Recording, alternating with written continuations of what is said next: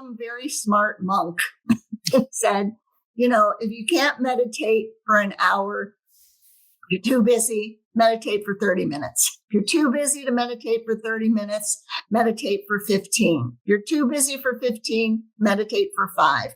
If you're too busy to meditate for 5 minutes, meditate for an hour. I love that. Like, the bottom line is make room for you. But the busier you are, the more you need it. And we do the exact opposite, don't we?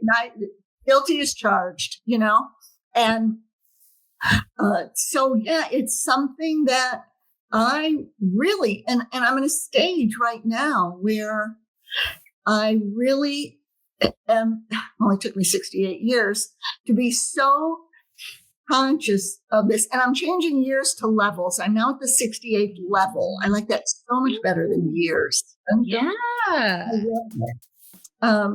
Where I'm so aware of this and how I have to literally force myself, discipline myself to take care of myself.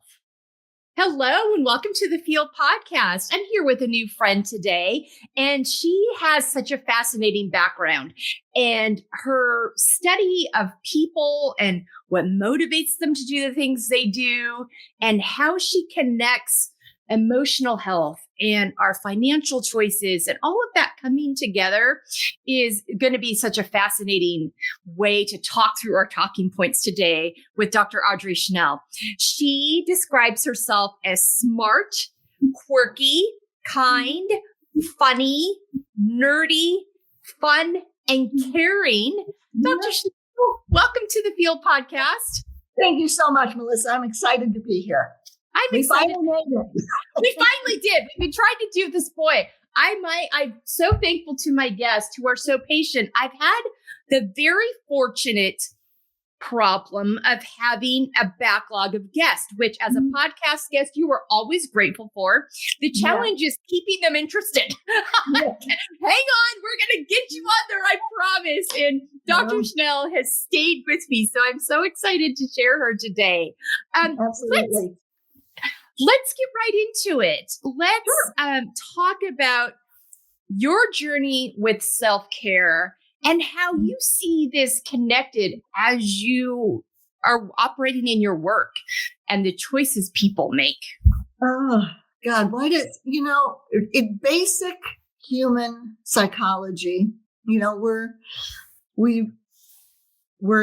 we're driven by, urgency and immediate consequences. So as we all know, what's the first thing that falls off when we're busy? And I see it in myself, even in my older retired clients.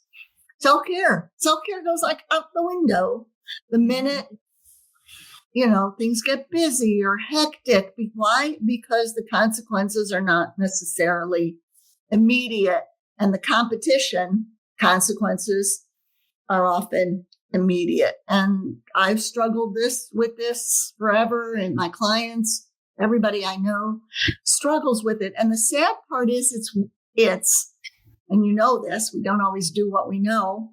When life gets busy is exactly when we need self-care the most.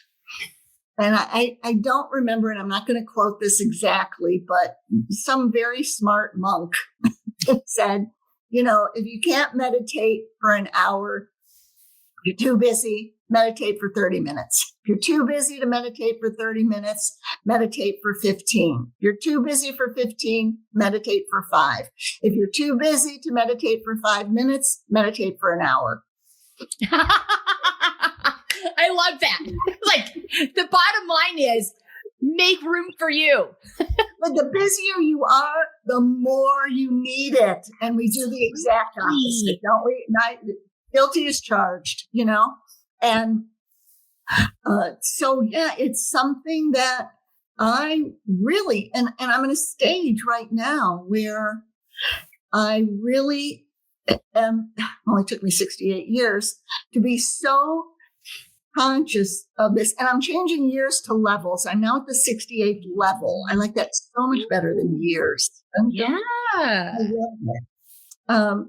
Where I'm so aware of this and how I have to force myself, literally force myself, discipline myself to take care of myself and do the things. For the longest time, I prided myself on being, I'm low maintenance. Well, my new goal is to be high maintenance, I think. Don't tell my husband. Because it's when we need it. I've regretted it so much. Oh God, I stopped going to the gym, because work got busy. What happens 2 years later? It's like, oh my God, I'm out of shape again. I'm that. And so it's just so critical for us to and really understand what self-care is. Yeah. Self-care isn't I'm too busy, so I'm going to order pizza. Self-care is I'm going to feed myself in a way that supports me, not what's convenient or easy or fast. Yeah. One thing, oddly enough, I've always been really good about because the consequences are so immediate is sleep. I really guard my bedtime. I don't even get laughed at anymore because I'm in bed by somewhere between 8 and 9, and then typically up at 5, which just works for me. But everything else, food is pretty good most of the time. One would hope so. Since I coach health and wellness as well, but movement, exercise, hydration, all the things we know to do, but we don't do. Yep. Yes. I love how you talked about the fact that the busier we are, the more we need it. And how we do the opposite. Yeah. And how we do the opposite. That's so important. Like, it's more important for me to make sure my cup is filled. It's more important for me to fuel my body in a healthy way that's going to help sustain this level of activity. It's more important for me to get the quality sleep so that I'm well rested, fresh, present. Yeah.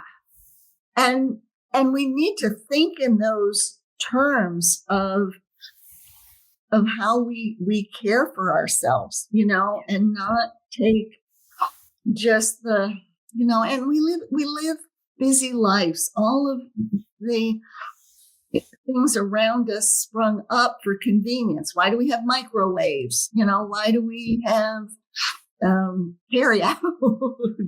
Why do we even have tea bags? I read somewhere tea bags were invented so that long ago in England, so that tea could be made during commercials when TV started or radio started. So it didn't take so long to make tea. And I thought, oh yeah, somebody saw a niche, somebody saw a need and invented tea bags. Yeah. Yeah. And now it's so much more common than loose leaf tea. You hardly even see it. Exactly. Loose leaf tea now seems like an indulgence, like, that's for special occasions or something. So we really need to remember and build our environment to support us so that we have, so we take care of ourselves. I mean, I'll tell some of my clients who are health and wellness coaches themselves, like, if you don't have time to cook right now, get, I'm too rural to get meals delivered, but there are all sorts of companies that have sprung up to fill that niche of people who are too busy to cook or shop or whatever. So it's just more important than ever to care for ourselves and to see how are we, quote unquote, caring for ourselves in a way that doesn't necessarily really truly support us. And I'm going to say something now that might be a little heresy, but it shocks me when I watch TV how much alcohol drinking is so normalized. I mean, you're watching these shows and people are pulling out whiskey bottles from their desk drawers during, meetings. I'm like, what? when did we normalize this? Everything is comfort, self-medicating. Really, I'm fascinated by how much we've normalized. And I'm not anti-alcohol, although I guess I am a little bit anti-alcohol because it's really not that good for you. But it's just so normalized in this country and in many countries. But, have a glass, you're stressed, have a glass of wine. Mm-hmm. We need to be more conscious, make better conscious decisions about how we care for ourselves. Connection. What's the other thing that is self-care but gets thrown away when we're busy is connecting with others, with our family or friends. We can go, and I'm really, like I said, I can go weeks without, except for Zoom, seeing anybody except my husband. Yeah. Yeah. This goes really nicely into healthy boundaries, because I think when going back to the alcohol piece, think about the why you're having it. Is this to, I've had a hard day. I mean, I know what you mean. You watch a TV show, a series, a movie, whatever it is, and they're all pulling out these bottles of scotch. I'm like, who the heck has a bottle of scotch just randomly at their desk all the time? And I'm like, and that's even encouraged or allowed, or just the wine after while you're cooking dinner every night, and one glass turns into 2 glass, turns into 3 glass. And it's that thing of like, I'm all for enjoying a glass when the why is like, we're gathering, we're celebrating. It's the holidays. It goes well with my meal, but but not for numbing and coping. And there's so many ways we numb. And we just have to be aware of it. And sometimes we need to numb it. We can't stay in pain all the time, but we need to be so aware when it's a pattern, when it doesn't serve us. Yeah. And, since I deal with health and wealth a lot, I see how it's hard. If I said, okay, I want you to have a celebration without food and alcohol, people don't know what to do. They really don't. They really don't. It's so true. And some of it is cultural, but birthday cakes, even, the Jewish holidays is wine. But we just need to be so much more conscious of it and intentional, I think. Yeah. I love that. You also have a very healthy boundary around your sleep. I do. Yeah. Talk about, when did you realize how important that was for you? I will tell you, when way back in my 20s, when I graduated and started seeing clients when I was a psychotherapist, I realized I couldn't stay out till 3 a.m. And how I saw it in my 20s, have someone's life in my hands the next morning, with no sleep. And I just don't function well. I truly have never functioned well without sleep. I can't think. I'm crazed. I don't feel good. So it really was, the consequences for me were so immediate, even early on, that I prioritized sleep. And I'm like, nobody who knows me calls me after 7 o'clock at night. They can call me at 5 a.m, no problem. But nobody who knows me calls me after, usually even after 6, they don't call me. I'm just religious about, you have to be like bleeding out on the floor for me to stay up. Oh, I love that. So it's such a healthy boundary. I love that so much. Mental, emotional, physical, spiritual, financial health. That's a big part of the work you do. Talk to me about, they're all so interconnected. You understand that so intuitively. Talk to me about you deciding to go down that road and how you decided these were the questions that people need to be asking. I don't know, honestly, that I ever really consciously decided. Okay. I really, whether it was divine intervention or luck or what, I remember thinking, like way back in school when I majored in psychology, this is interesting. I'm curious about this. This kind of comes naturally to me. And then, I got more into research. I've always been interested in health and people and change and behavior.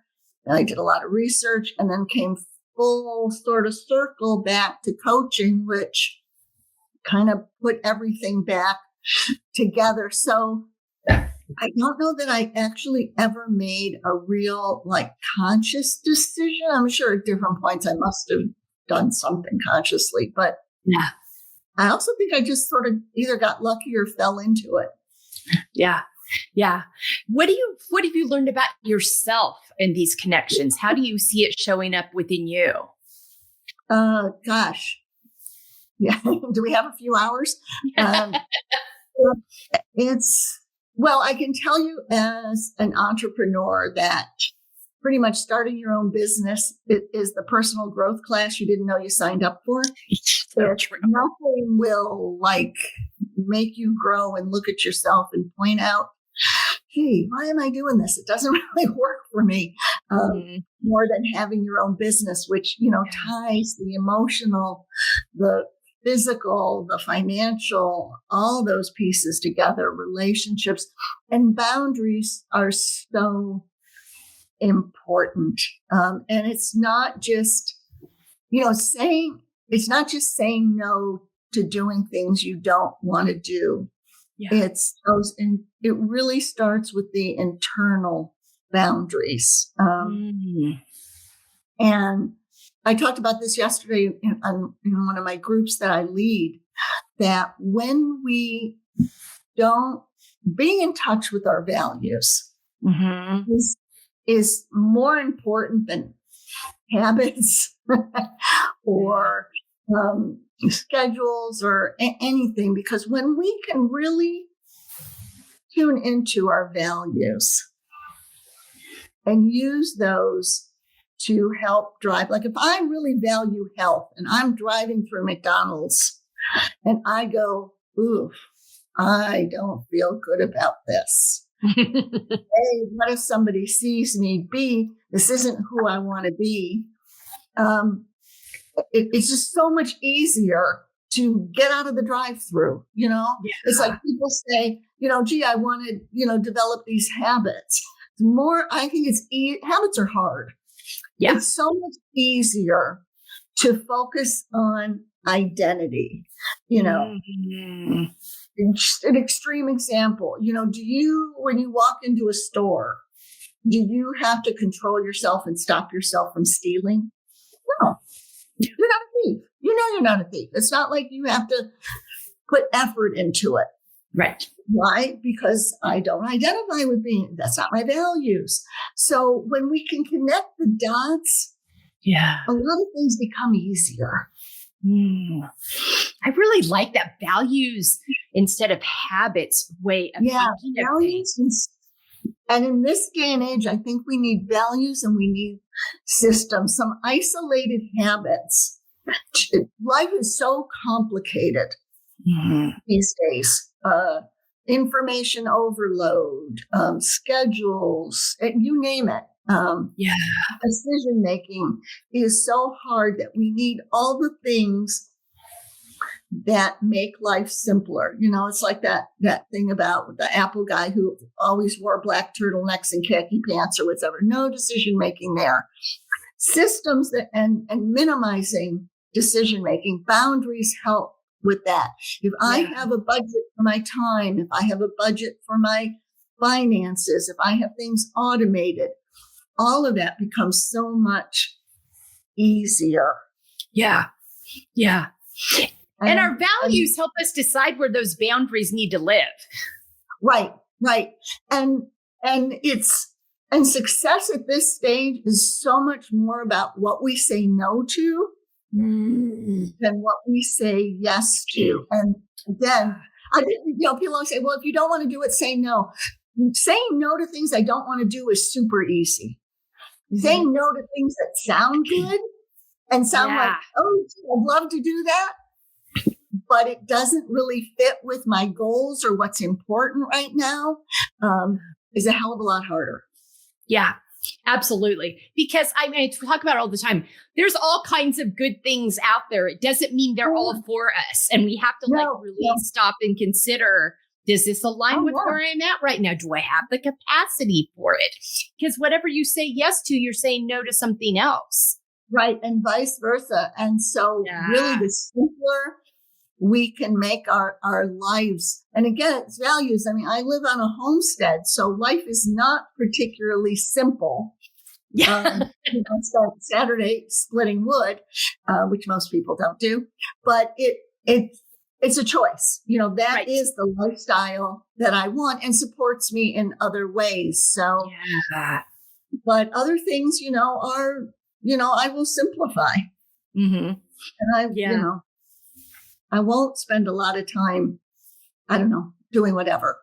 But it really comes to understanding our values and then sticking to those, especially internal boundaries. What do I say no to? How do I stand up for myself? How do I support myself? Where am I being the victim? Where am I being the abuser versus, living with my values, living as a creator, not in, flipping from one to the other, which is, 100% of the time, no, but we keep going for who we want to be. Right. Our North Star, our GPS. Who do I want to be in this situation? And when we have that, all the decisions tend to be easier. Yeah. Does this fit with my values? Does this fit with? And sometimes, starting out, rules help simplify things. When we're learning, so we don't have to make decisions. Should I have chocolate cake tonight? No, I have a rule. No desserts right now until I reach my goal weight or something like that. Then we can focus more on, okay, let me use some judgment here. Is this good for me right now or not? But rules look both ways before we cross the street. Yeah. Help when we're learning. Yeah. And so this is a real tangent here. So stop me when I get too far off the beaten track. Okay. But this has come up so many times lately.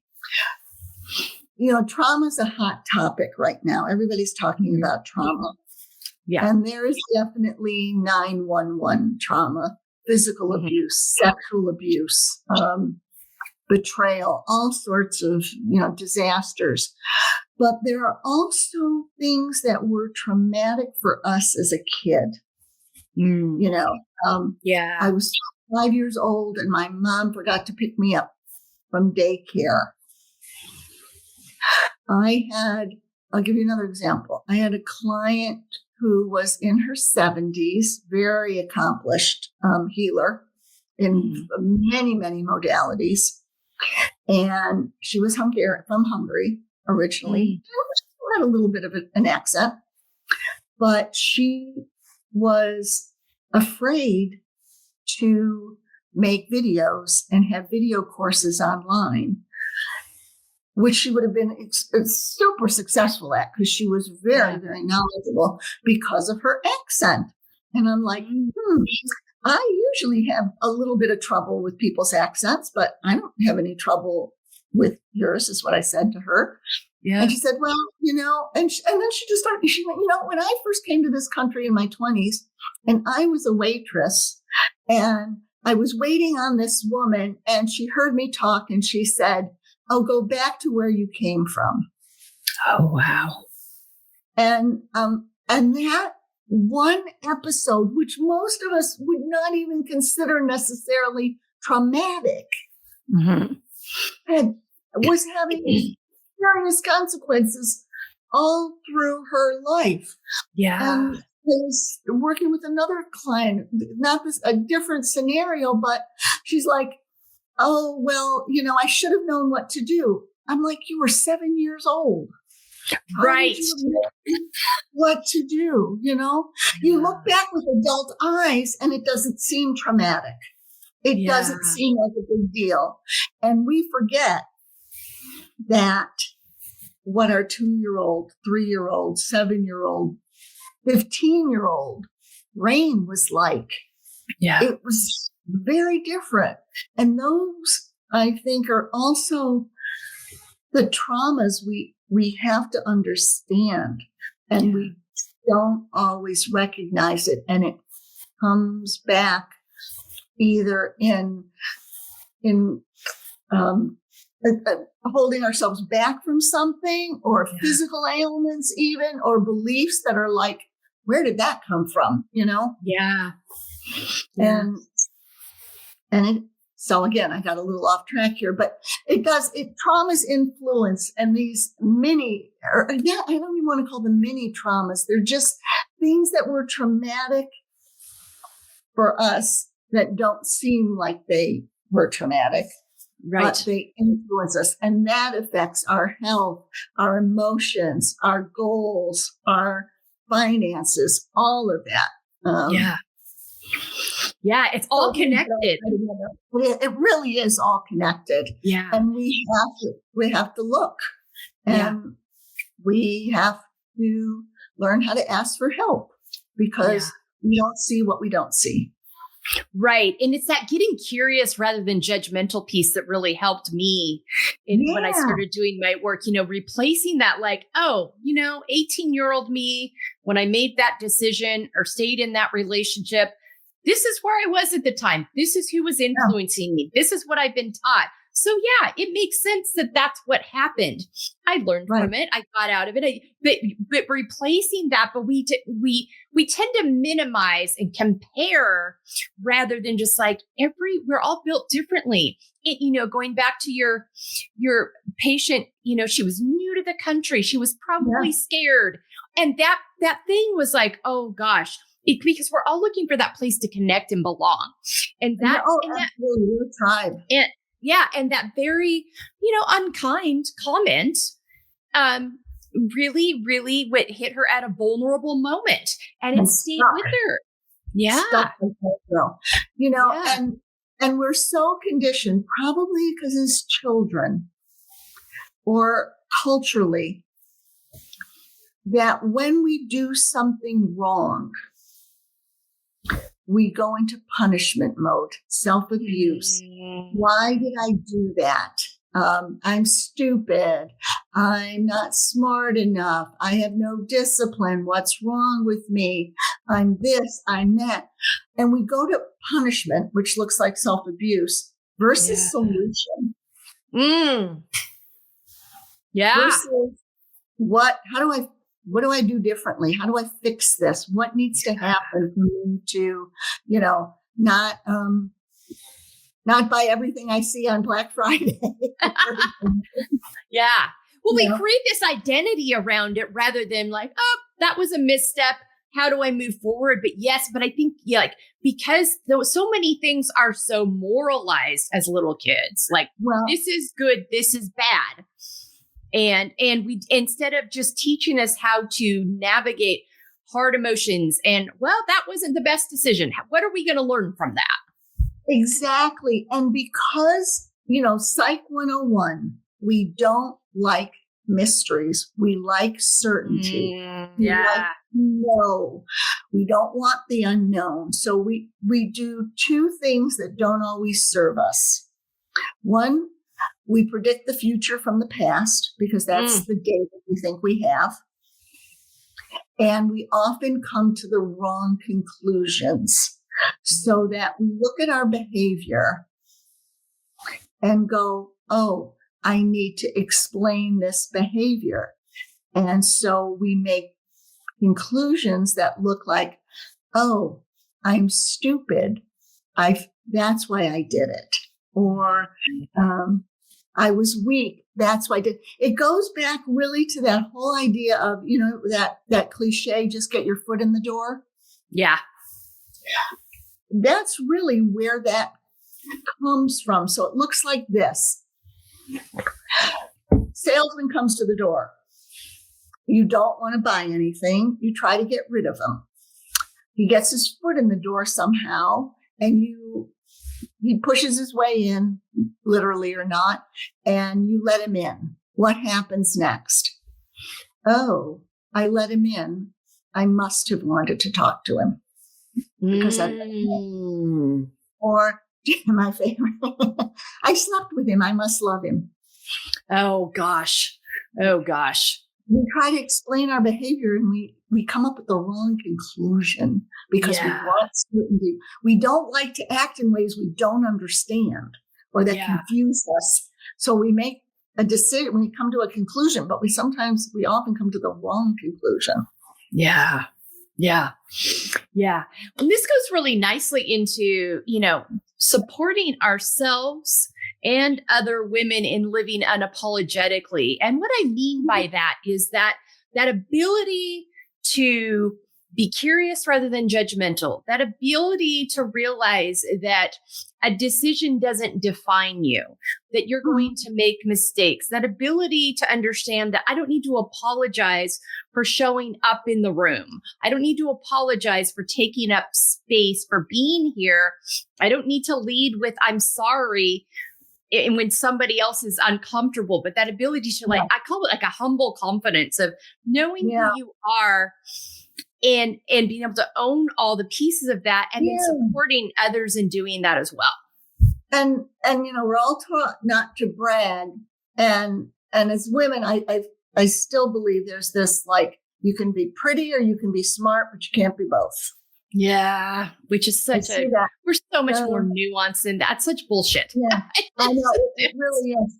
And I almost want to come up with a better word than unapologetically, because it's like we don't need I don't want a word for like unhiding.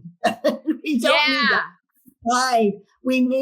It's okay to be who we are, to be big, to have a voice, to do any of that.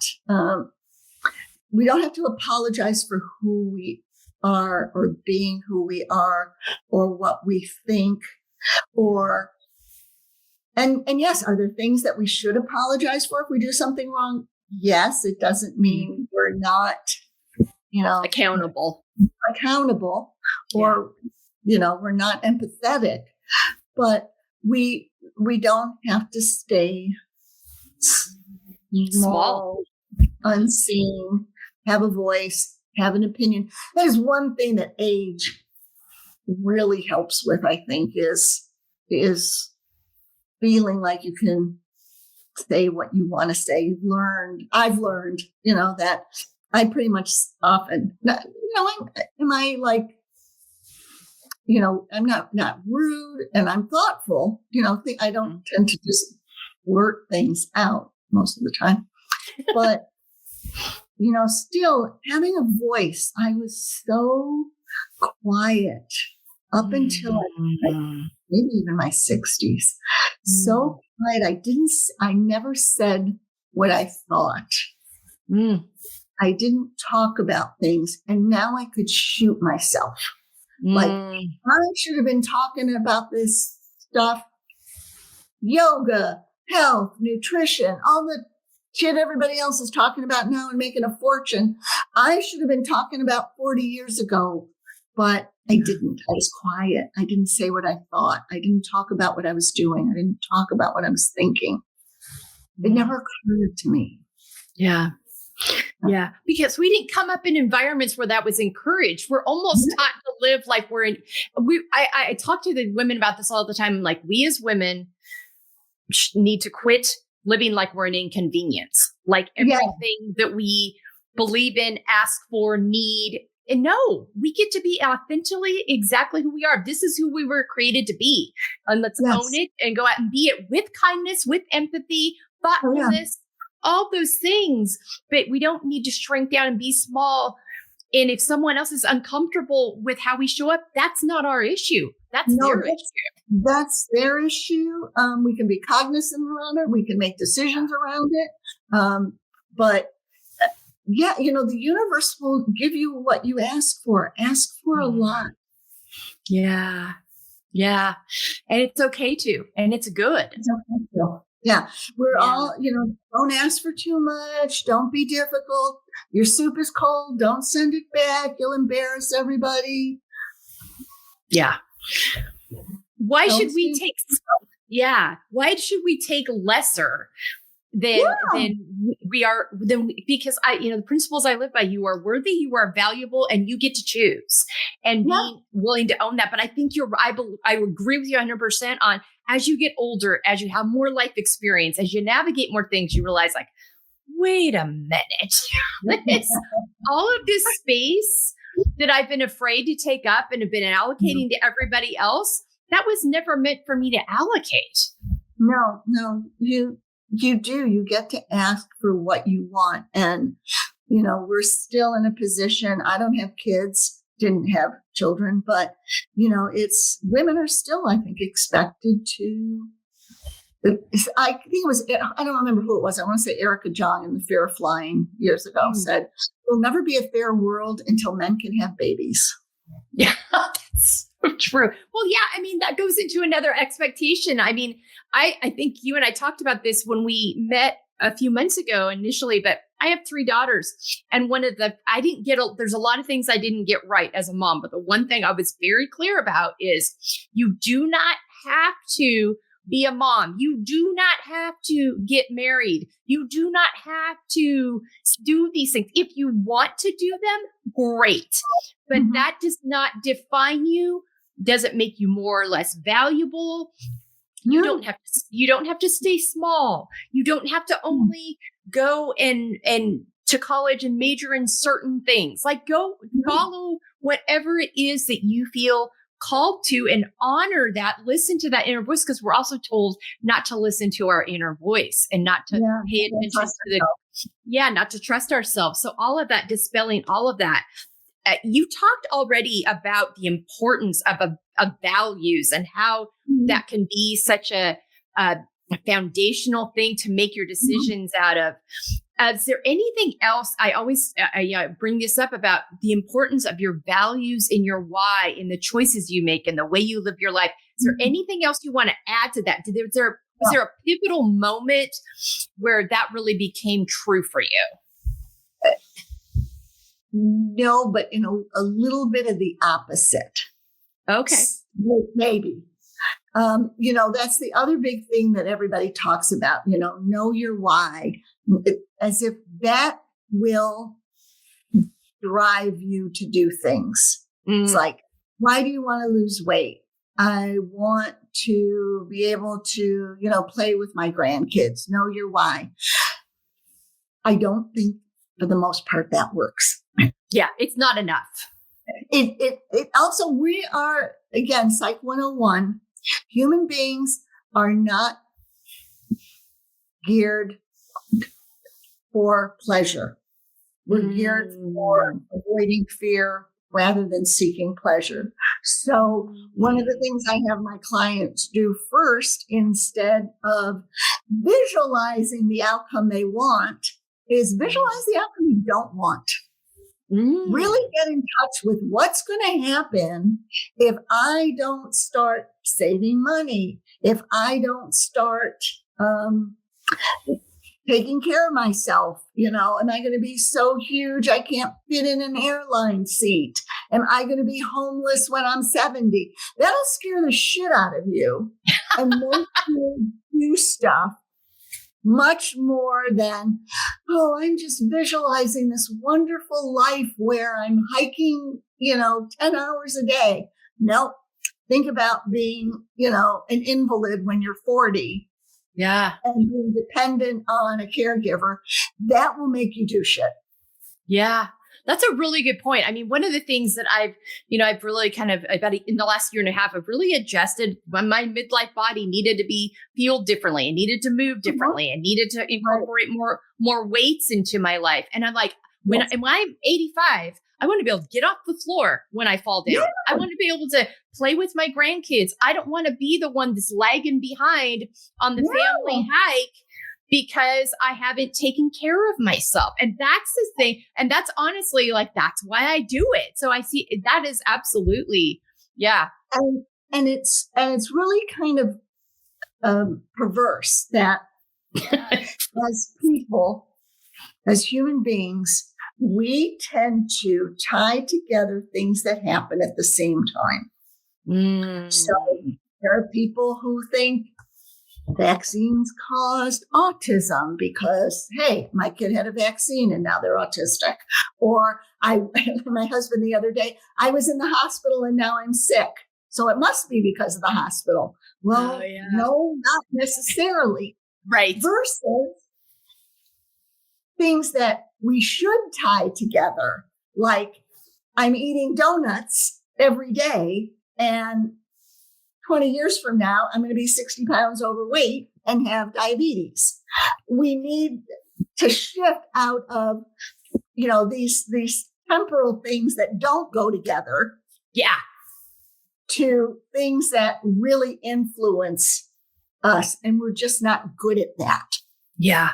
Yeah. It goes back to what you said earlier. We're driven by that immediate rather than that long term. And it's the long term that really has the impact that we need to be more concerned about. Which is why sometimes we don't even realize, and this happens with food all the time, I drank milk yesterday. I'm fine today. I'm fine tomorrow. 3 days later, I break out in a rash. I don't tie it to the milk because it didn't happen right away. And so it can be really hard to learn what our bodies need, what our minds need. This happened. Somebody yelled at me 2 days ago. 3 days later, I'm in a bad mood. And it didn't happen immediately. It crept up on me. Maybe I'm not tying them together when they need to go together. So we almost have to broaden our perspective when we're trying to understand ourselves and what's going on and what are the consequences. And knowledge isn't enough. If knowledge were enough, nobody would smoke. But we don't see the consequences. And so we don't tie things together. And sadly, it works against us most of the time. Yeah, it really does.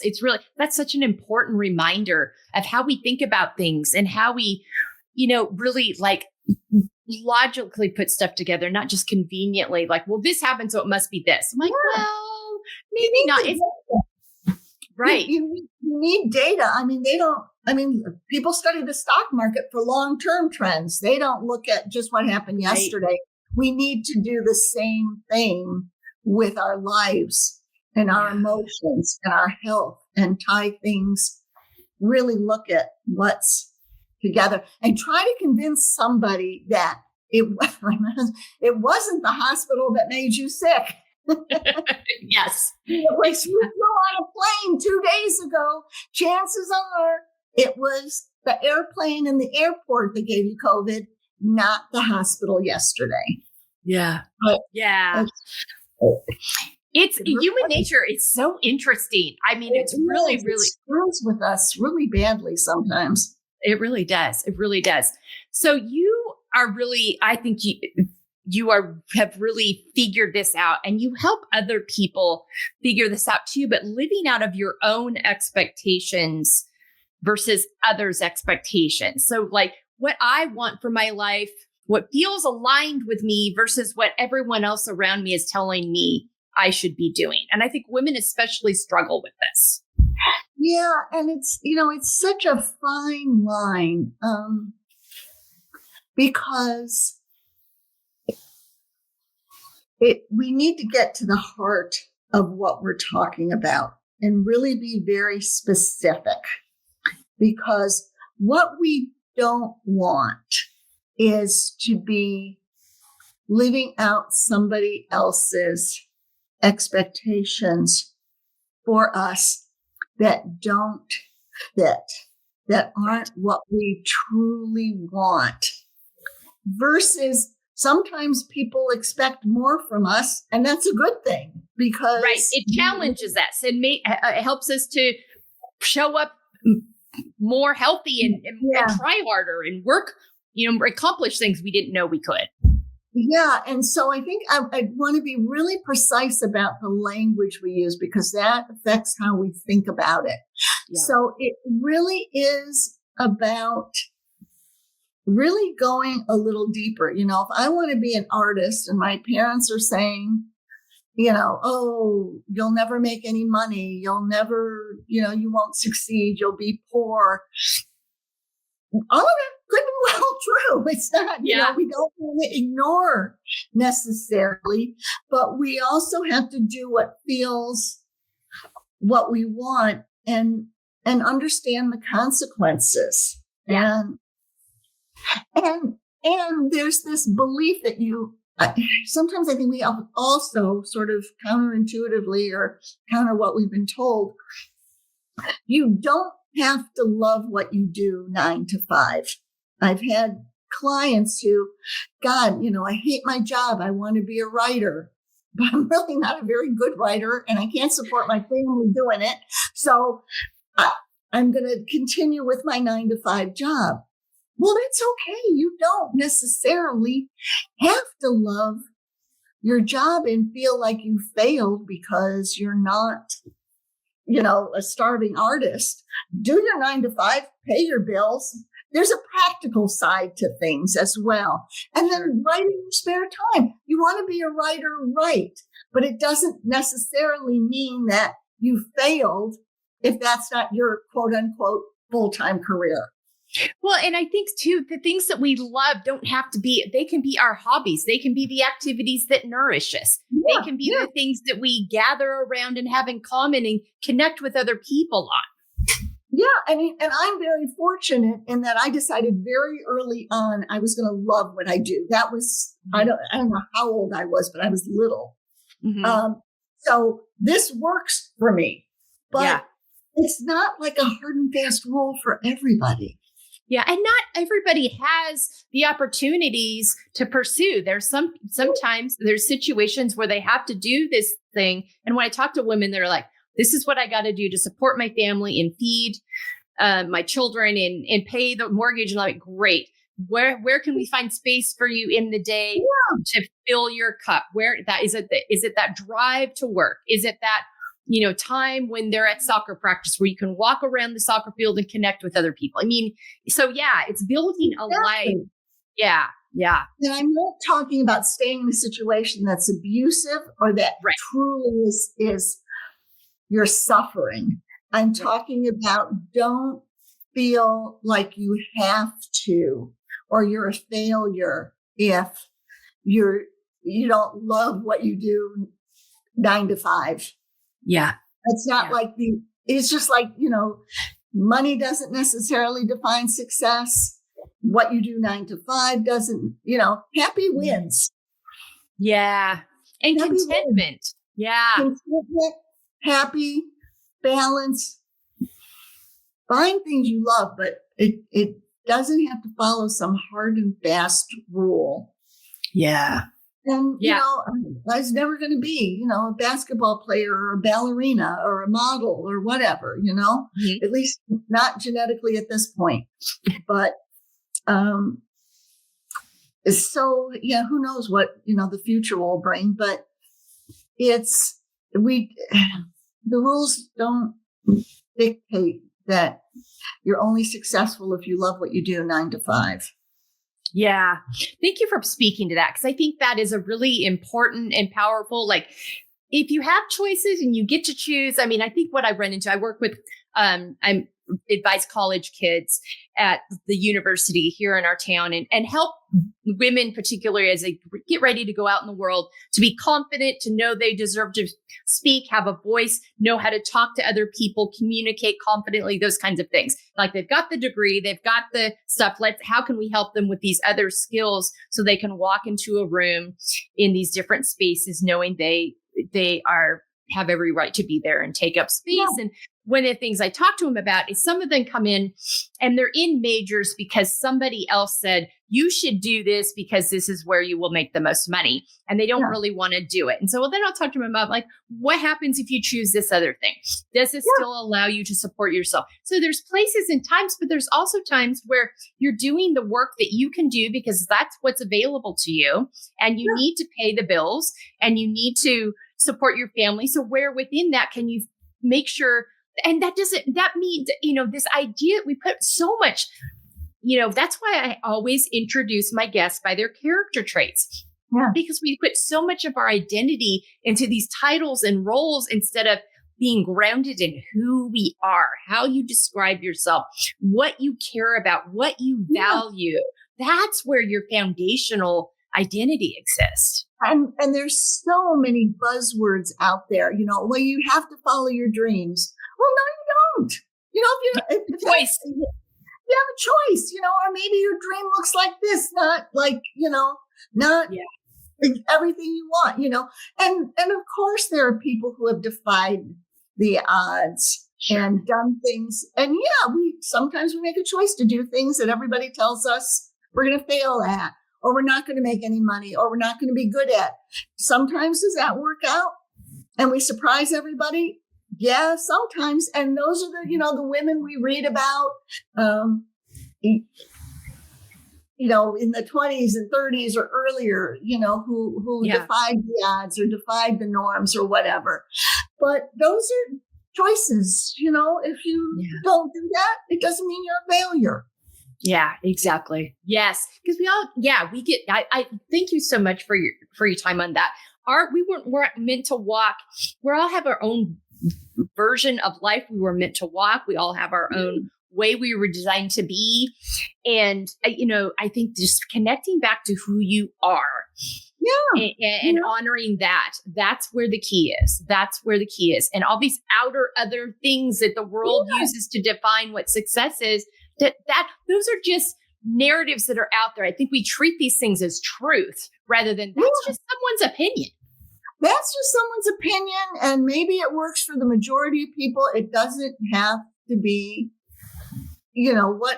what I choose to do. I don't want to travel the world anymore, just because I don't feel adventurous anymore doesn't mean somehow I'm missing out or I'm a failure, Yeah. We need to stick with our values. Yes, are there cultural values, and we may fall into that. We may not fall into that. And, confidence is another one of those buzzwords that, you like imposter syndrome, and we end up, of course you're not confident before you do something. Right. No data. Not the other way around, Yeah. I'm not confident in my truck until I see what it can do, Yeah. Now I'm confident it can go down that road, but I wasn't confident necessarily to start with. So, we one of my favorite little sayings is, good judgment comes from experience. Experience usually comes from bad judgment. That is so true, though. I mean, that's such a true statement. I think that's your key takeaway today, folks. If you take nothing else, think about it, because it's so true. Thank you so much for that. Oh my gosh. I know. We're not beating ourselves up, and it's all, it's all experience, and we need to stop. Okay. If listeners only hear one thing from today, I think the biggest takeaway that I want everybody to hear is that your past doesn't define your present or your future. Your future defines your present. Can I give you like a silly little example? Well, yeah. Before you do that, this is beautiful. This is what embracing your layers is all about. Embracing all those pieces and parts of your story. Yeah. Give the example. So so that's like kind of like, well, what did she mean by that? So Thomas Edison is kind of famous for, inventing, it took him 999 light bulbs to get one that finally worked, right? Mm-hmm. If he had stopped at 999 and considered himself a failure, I'm broke. I spent all this money on these effing light bulbs. None of them work. My wife divorced me. I'm going to die penniless. I'm a failure. But because the 1,000th light bulb worked, now the past looks completely different. Yeah. Now the past looks like, I just tried 999 things that didn't work. Yeah. And you look at it as a journey rather than Yeah. you know. And we don't like the unknown. So we use the only data we have, which is the past, to try and predict the future. Big mistake. Yeah. Decide on your future and let that define your present, not the other way around. And we look back at things and relabel them all the time. Oh, that, my first relationship wasn't a failure. It, got me to do, to buy a house, for example, on my own. Mm-hmm. So we need to reframe the past and let the future reframe the present and the past versus using the past to define the present and the future. Yeah. Yeah. Thank you so much for that. That's such good insight on that. It speaks to the layers so well. Absolutely. Yeah. As you go ahead. No, I was going to say, and we are, we're, life is simple. People are complicated, and we have to do, we have to do the work. If we want to grow, if you're listening to this, you obviously value personal growth. Yeah. And so that is a value that carries us forward. Yeah. Yeah. You really embody in how you show up in the world, living out what I call feel. You finding empowerment, embracing layers. You live empowered. You've embraced all your layers and pieces and parts of your story. Talk to me about how that impacts your relationship with yourself as well as your relationship with other people.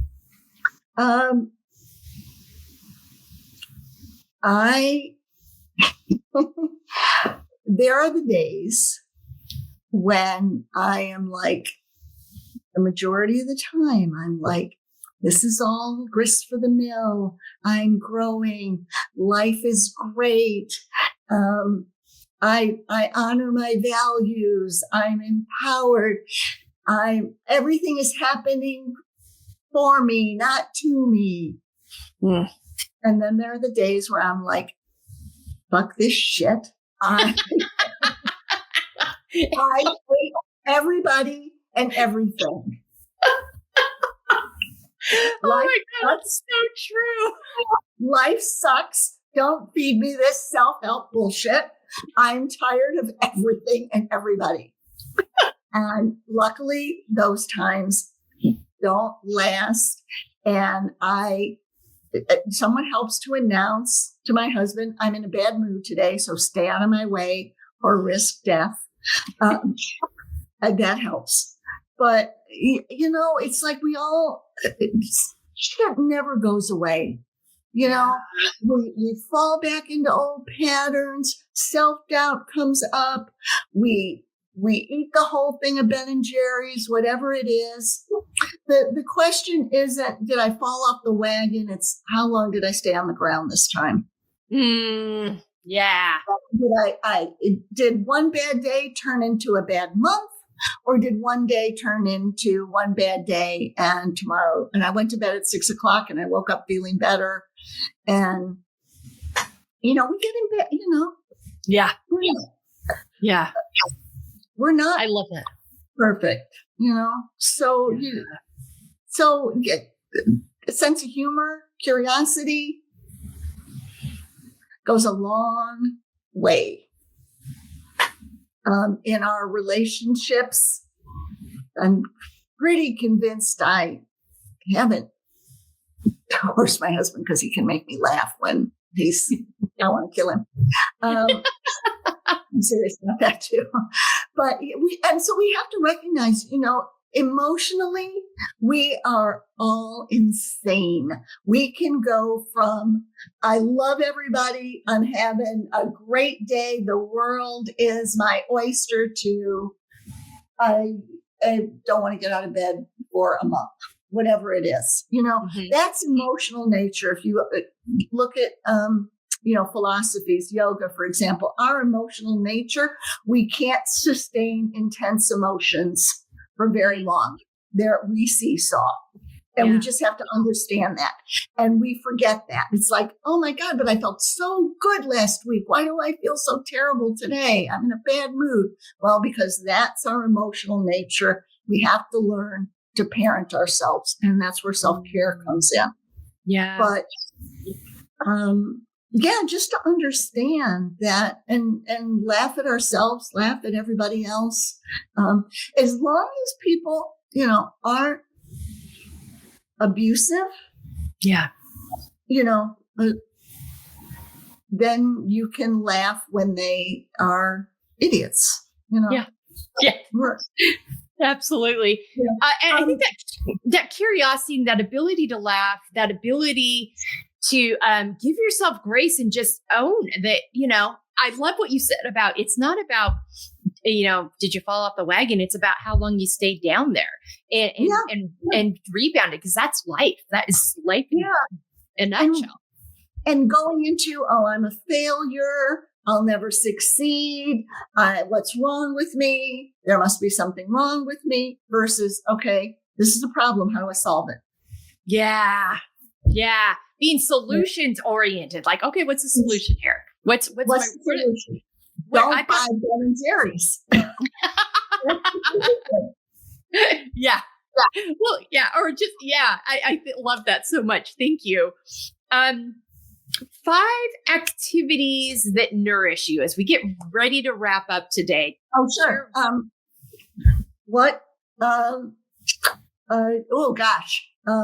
But me personally, and I think it is important because they're very personalized. Stuff like this, interaction, connecting, reading, being with my dogs, things I love. That's what nourishes me. My dogs, my husband, being with people, connecting. Sewing. I love to sew. I love to read. I love quiet time. I love to meditate. I love to cook. I did a whole bunch of cooking the other day. And really, as a side note, and I was talking to a client about this, doing the things that I love that support me because I value health, physical health, getting back into actions that align with those values and keep me remembering that. So what did I do? I made sauerkraut. I made yogurt from scratch this weekend. I made bone broth today. All the things that connect, those triggers that connect to who I want to be. And what brings me joy and what supports me in who I want to be. That's so good. We so underestimate how important environment is. But the spaces we're in. A hot shower. One thing I did indulge in for Black Friday was buying makeup. I haven't bought makeup in years, which I don't have on today, by the way, but I will tomorrow. Just doing things that, feel good in the short run and in the long run. And every once in a while, do we do things that feel good in the short run, but not in the long run? But that 80-20 rule, as long as I'm at a healthy weight and my diet is good 90% of the time, 95% of the time, a piece of pizza is not going to kill me. Yeah, absolutely. Absolutely. I love that. Yeah. So good. 5 words on how you want to feel the next 6 months. Energetic, productive. That's a feeling. Happy, secure, loving. So good. Dr. Audrey Schnell, I have enjoyed this conversation so much. I always learn so much when I talk to you. You're the way you see the world and think about things always invites me to think about things in new and different ways. Tell people, absolutely. Tell people where they can find you and follow you, work with you. This will all be on our resources page at embracinglayers.com as well. AudreySchnell.com website and my email, Audrey@AudreySchnellPhD.com. Okay. reach out. Okay. Sounds great. Awesome. Any last thought that you would like to leave with our listeners today? Yes. Ask for help more often than you think you need to. We don't need help enough. We can't get out of our own way without help. We can't get out of the rabbit hole we went down. And when we need help the most is when we're least likely to ask for it. So be aware and be cautious and cognizant of that. And ask for help more often. Ooh, that's such a great way to wrap this up. Take that with you, listeners. Apply that, share it. Thank you so much again for being with me today. You're welcome. Thank you for having me. Oh, absolutely. Listeners, you've got your walking orders. Take them with you, apply them to your life, take good care of yourselves, and we'll see you next time here on the F.E.E.L Podcast. Hello, and thank you so much for being with us today on this episode of the F.E.E.L Podcast. If you would like more information on how you can apply these talking points that I share with our guests in each episode to your own life, really utilize this F.E.E.L framework, go to embracinglayers.com, fill out our contact form, and let's set up a free 30-minute consultation to talk about how you can start living your most authentic, organic, healthy, F.E.E.L-fueled life. Thanks again for being with us today. We'll be back to you soon with another episode here on the F.E.E.L Podcast.